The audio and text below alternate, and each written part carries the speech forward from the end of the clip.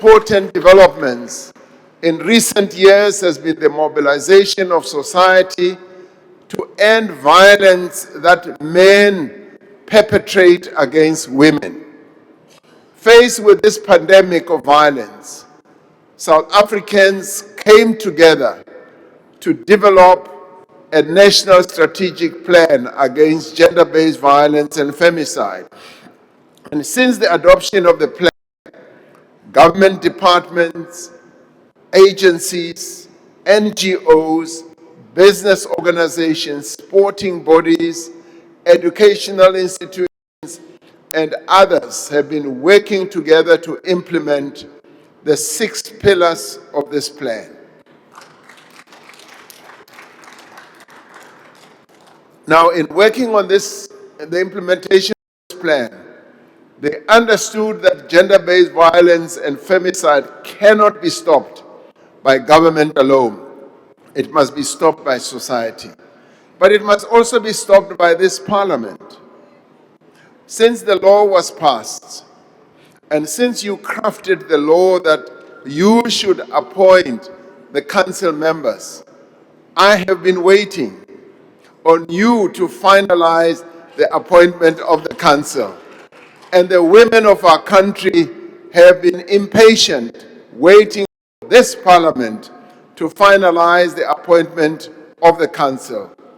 Over the past 5 years, South Africa has made progress in critical areas of gender-based violence.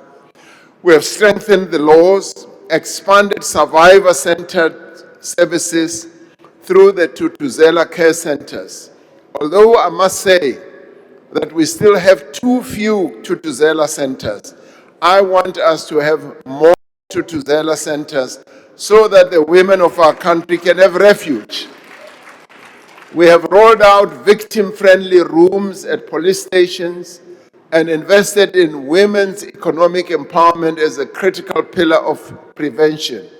And for the first time, we have a national prevalence study that gives us clear evidence of the scale and drivers of gender-based violence.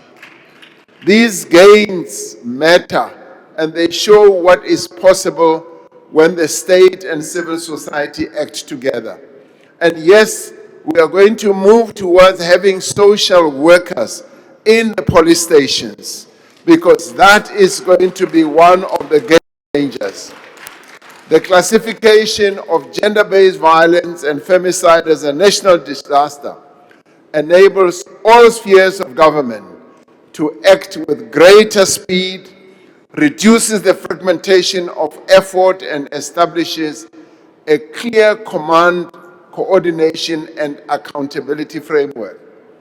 It gives both government and broader society far greater capacity and impetus to implement the measures that I outlined in the State of the Nation address. Now, these measures include the mobilization of all sectors of society to challenge harmful attitudes and practices. We are continuing the extensive work already underway to promote women's economic empowerment, strengthening our law enforcement and scale-up survivor center support.